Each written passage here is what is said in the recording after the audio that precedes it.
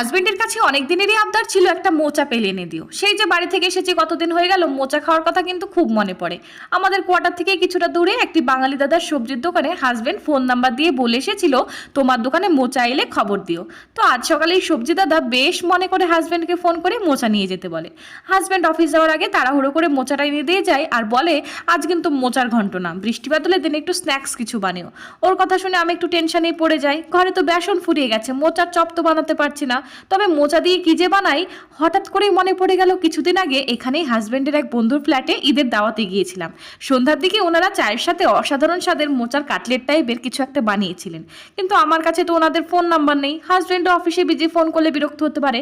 তবে এটুকু মনে আছে ওই দিদিটি আমার সাথে গল্প করতে করতে মোচার পুরটিকে কর্নফ্লাওয়ারে চুবিয়ে ব্রেড ক্রামসে কোট করছিলেন, আর কাটলেটটি মুখে দিতেই বাদাম ভাজা নারকেল ভাজার কুচি মুখে পড়ছিল, আর সঙ্গে ছিল ভাজা মশলার দারুণ এক সুগন্ধ।